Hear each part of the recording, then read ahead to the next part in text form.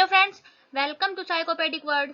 मैं लक्ष्मी दुबे आज आप लोगों के लिए लेकर आई हूँ साइकोलॉजिकल टेस्टिंग का पार्ट 2, जिसमें हम टेस्ट कंस्ट्रक्शन की बात करेंगे।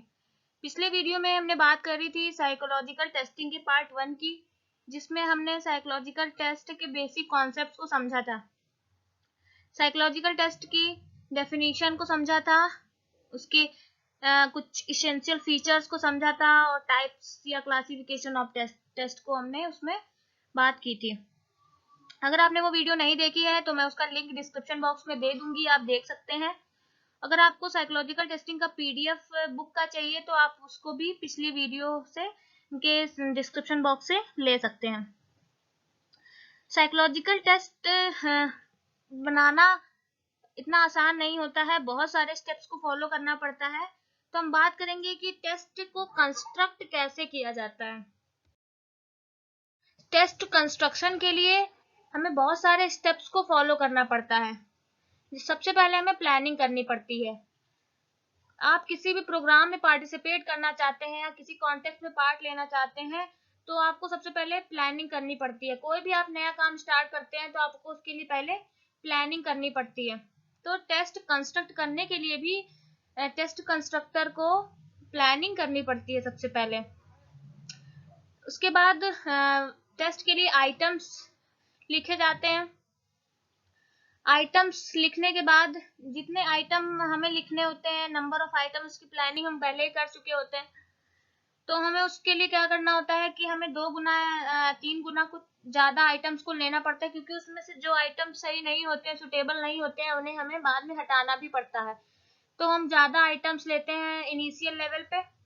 उसके बाद हम क्या करते हैं, हमने जितने भी आइटम्स लिखे हैं उसी के बेस पे हम स्कोरिंग वगैरह सब डिसाइड करके फिर हम क्या करते हैं, उसको टेस्ट का रिहर्सल करते हैं, पायलट स्टडी करते हैं, या टेस्ट को फाइनल टेस्ट तैयार होने के पहले ही हम उसको एडमिनिस्टर कराते हैं, उसको ये देखने के लिए कि उसमें क्या कमियां रह गई हैं, क्या सुधार की जरूरत है।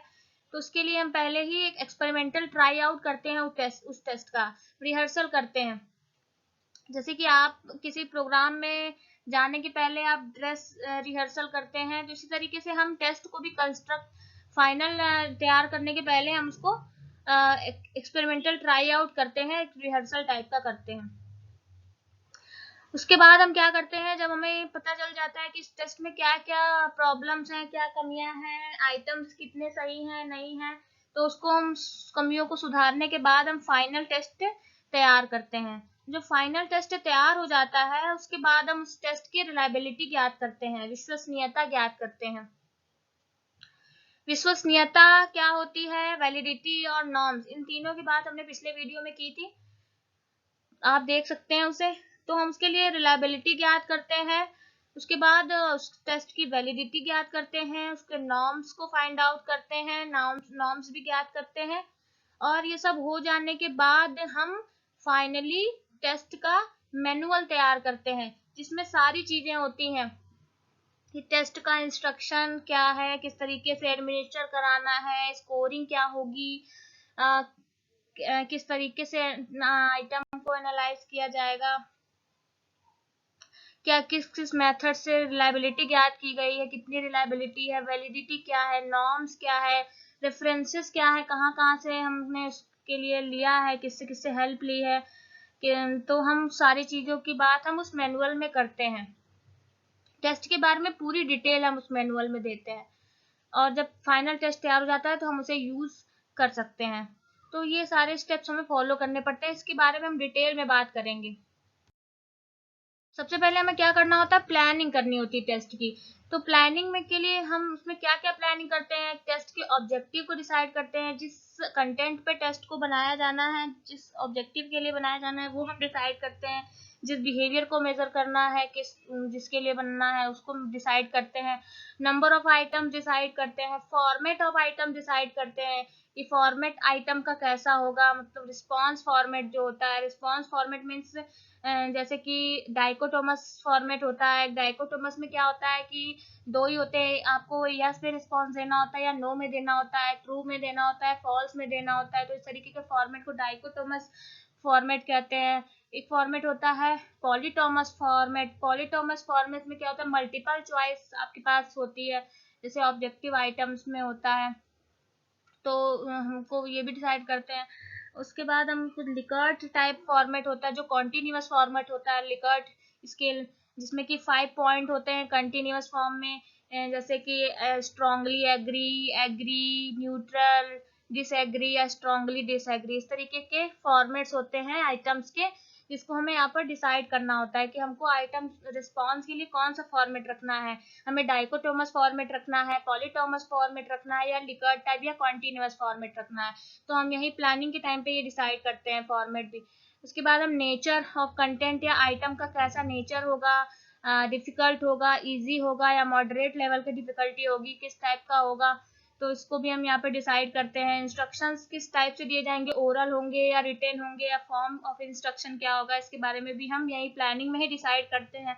उसके बाद हम सैम्पलिंग के मेथड को भी डिसाइड करते हैं कि किस मेथड से सैम्पलिंग करनी है, टाइम लिमिट क्या होगी उस टेस्ट को एडमिनिस्टर कराने की, और स्टैटिस्टिकल मेथड्स कौन सा यूज होना है, इन सब के बारे में हम पहले प्लानिंग करते हैं टेस्ट की बनाने के पहले। प्लानिंग करने के बाद हम क्या करते हैं कि टेस्ट आइटम्स को हमें लिखना होता है। जो टेस्ट कंस्ट्रक्टर या आइटम राइटर होता है वो आइटम को लिखता है। आइटम क्या होता है, आइटम एक सिंगल क्वेश्चन होता है या टास्क होता है जिसको कि टुकड़ों में नहीं बांटा जा सकता है।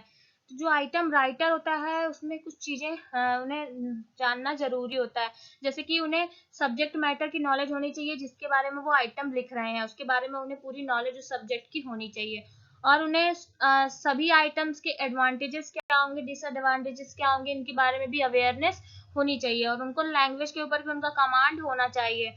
उन्हें उन पर्सन के बारे में भी अवेयरनेस होनी चाहिए जिसका कि इस टेस्ट से संबंध है, जिनके ऊपर हमें इस टेस्ट को एडमिनिस्टर कराना है, उनके बारे में भी उन्हें अवेयरनेस होनी चाहिए। मीन्स जिस पॉपुलेशन को हमें इस टेस्ट में इंक्लूड करना है उसके बारे में भी अवेयर होना चाहिए।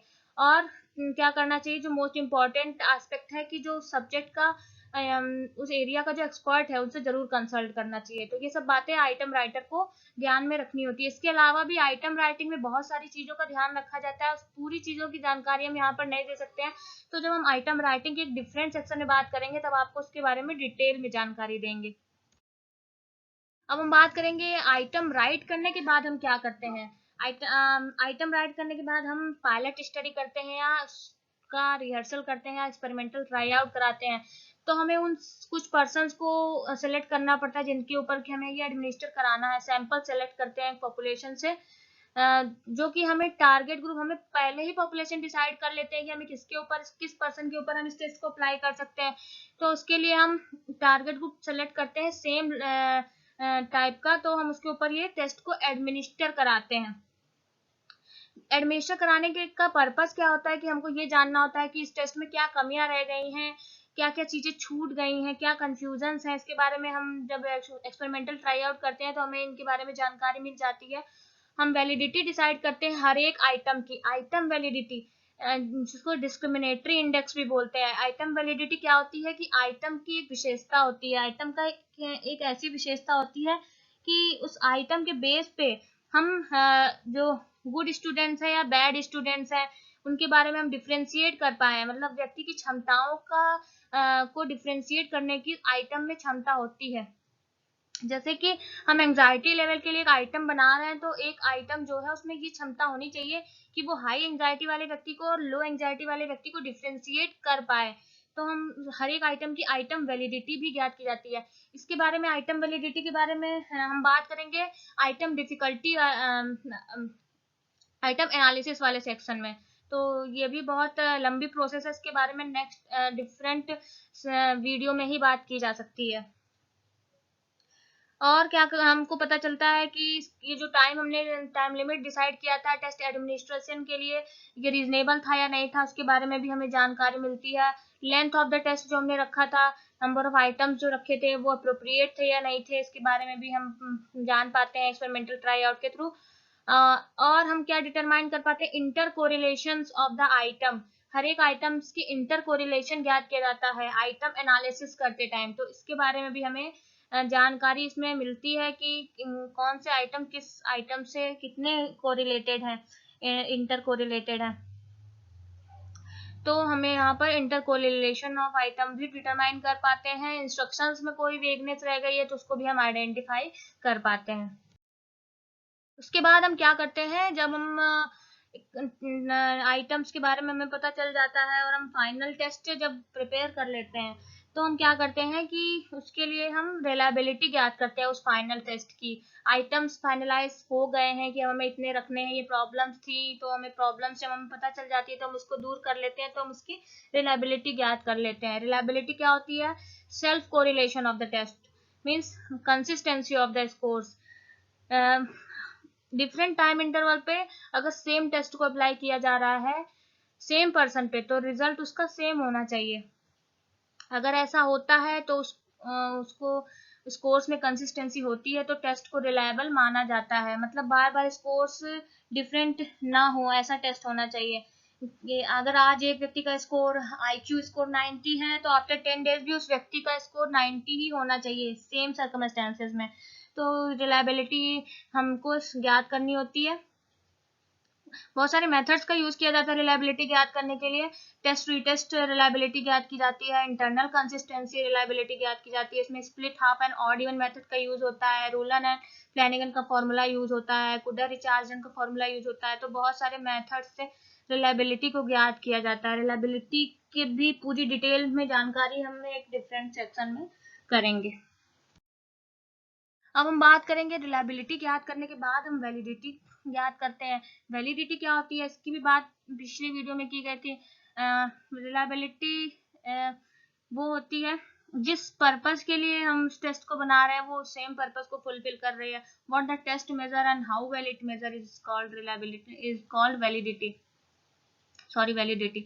तो हम वैलिडिटी भी फाइनल टेस्ट की ज्ञात करते हैं। Test constructor validates the test against some outside independent criteria by comparing the test with the criteria। क्या मतलब है कि हमें किस टेस्ट की वैलिडिटी ज्ञात करनी है, तो हम जैसे हमें एक एंजाइटी स्केल बनाना है, तो हम क्या करेंगे, जैसे पर्सनालिटी इन्वेंटरी कोई बनानी है तो हमने उसके लिए जो एक टेस्ट बनाया है और एक टेस्ट पहले से ही है, तो हम उस टेस्ट के स्कोर्स को और जो हमने बनाया है टेस्ट पहले वाले टेस्ट को क्राइटेरिया मान के दोनों के बीच में कोरिलेशन ज्ञात कर सकते हैं। अगर दोनों कोरिलेट होते हैं तो उसकी वैलिडिटी हाई मानी जाती है, तो उसको टेस्ट को वैलिड माना जाता है। तो हम उससे तुलना करते हैं जो एक हमने क्राइटेरिया जो है निश्चित कर लिया है सेम तरीके का, तो उस तरीके से वैलिडिटी ज्ञात करते हैं। कंटेंट वैलिडिटी, कंस्ट्रक्ट वैलिडिटी और क्राइटेरियन रिलेटेड वैलिडिटी, ये तीनों ही वैलिडिटी ज्ञात की जाती है। इसके बारे में भी, वैलिडिटी के बारे में भी हम डिटेल में डिस्कशन एक डिफरेंट वीडियो में करेंगे, तो यहाँ पर हम डिटेल में इसको डिस्कस नहीं कर रहे हैं। वैलिडिटी को भी ज्ञात करने के लिए हम बहुत सारे स्टैटिस्टिकल मेथड्स का यूज करते हैं, जैसे Pearson r, biserial r, point biserial r, chi square and phi coefficient.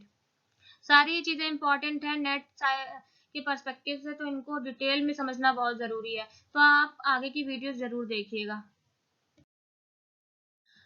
Validity जो डिसाइड करने के बाद, कैलकुलेट करने के बाद हम फाइनल टेस्ट के नॉर्म को भी कैलकुलेट करते हैं, नॉर्म भी डिसाइड करते हैं। नॉर्म क्या होता है इसके बारे में भी पहले बात की जा चुकी है। नॉर्म एक एवरेज स्कोर होता है लार्ज रिप्रेजेंटेटिव सैंपल का। हम एक टेस्ट कंस्ट्रक्ट करते हैं और हम रॉ स्कोर ज्ञात कर लेते हैं, लेकिन हम उस रॉ स्कोर की तुलना किससे कराएं और किसके बेस पे हम उस टेस्ट को, उसके स्कोर को इंटरप्रेट करें, कैसे हम उसको एनालाइज करें, तो इसके लिए हमें नॉर्म की जरूरत पड़ती है। तो इसके लिए हम क्या करते हैं कि एक लार्ज सैंपल लेते हैं जो रिप्रेजेंटेटिव होता है और उसको, उसके ऊपर इस टेस्ट को फिर से एडमिनिस्टर कराया जाता है, और उसको एडमिनिस्टर कराने के बाद जो स्कोर आता है 100 के आसपास, हम मतलब नॉर्म के लिए जो हम सैंपल कलेक्ट करते हैं वो मिनिमम 100 तो होना ही चाहिए, ऐसा स्टैंडर्ड बनाया गया है। तो 100 के ऊपर ही होना चाहिए जो सैंपल होता है उसका। हम एक जो स्कोर होता है उस स्कोर को एक बेस माना जाता है उसके एवरेज स्कोर को, और उसी एवरेज स्कोर के बेस को आगे हम अपने स्कोर से कंपेयर करा सकते हैं। जैसे कि जो नॉर्म है वो लार्ज सैंपल्स का डिसाइड किया गया था स्ट्रेस इन्वेंटरी के लिए कि अगर 10 to 20 स्कोर आ रहा है तो 10 के 20 के बीच में, तो आप उसको लो स्ट्रेस लेवल मान सकते हैं। तो हम इसी तरीके से हम उसको अपने रिजल्ट का, मतलब हमने जो टेस्ट बनाया है उसका स्कोर अगर 10 से 20 के बीच में आ रहा है तो हम उसको लो स्ट्रेस लेवल मान सकते हैं। तो हम इस तरीके से अपने रिजल्ट को इंटरप्रेट करने के लिए नॉर्म का यूज करते हैं। टाइप्स ऑफ नॉर्म्स में बनाने होते हैं, जैसे age norm, grade norm, percentile norm और स्टैंडर्ड स्कोर नॉर्म। ये सब कंपेयर करने के लिए, टेस्ट रिजल्ट को इंटरप्रेट करने के लिए यूज किए जाते हैं। फाइनली क्या करते हैं, हम मैनुअल प्रिपेयर करते हैं। जब सारी चीजें हो जाती है, reliability, validity, norms, administration techniques, procedure, scoring method, सारी चीजें डिसाइड कर ली जाती हैं, आइटम भी फाइनलाइज कर लिए जाते हैं, तो फाइनली क्या करते हैं, हम उसका मैनुअल तैयार करते हैं। मैनुअल में क्या क्या चीजें होती हैं, उस टेस्ट की क्या साइकोमेट्रिक प्रॉपर्टीज हैं, नॉर्म्स क्या है, रेफरेंसेस क्या क्या है, मतलब उस टेस्ट के लिए हम कहाँ से हमने किन किन चीजों की मदद ली है उस टेस्ट को बनाने के लिए, सारी चीजें हम रेफरेंसेस में डालते हैं मैनुअल में। प्रोसीजर क्या था टेस्ट एडमिनिस्ट्रेशन का, scoring method, time limit, instructions, arrangement of material, standardisation, sample की information, reliability, validity, scorings and practical consideration, इन सारी चीजों की जानकारी हम उस मैनुअल में कलेक्ट करते हैं, उस मैनुअल को तैयार करते हैं। तो ये सारे ही मेथड्स का यूज किया जाता है, सारे ही स्टेप्स को फॉलो करते हुए हम एक टेस्ट को कंस्ट्रक्ट कर पाते हैं। आई होप कि आपको टेस्ट कंस्ट्रक्शन के स्टेप्स समझ में आ गए होंगे। अगर आपको ये वीडियो अच्छा लगा हो तो प्लीज इसे लाइक करिए, शेयर करिए और इस चैनल को सब्सक्राइब करिए। नेक्स्ट वीडियो में हम बात करेंगे आइटम राइटिंग की, कि आइटम राइटिंग में हमें किन किन चीजों का ध्यान रखना पड़ता है। उसके बाद हम बात करेंगे आइटम एनालिसिस की, किस तरीके से आइटम को एनालाइज किया जाता है। तो अगर आपको वो वीडियो देखनी है तो आप जरूर इसे प्रेफर करिएगा। Thanks for watching.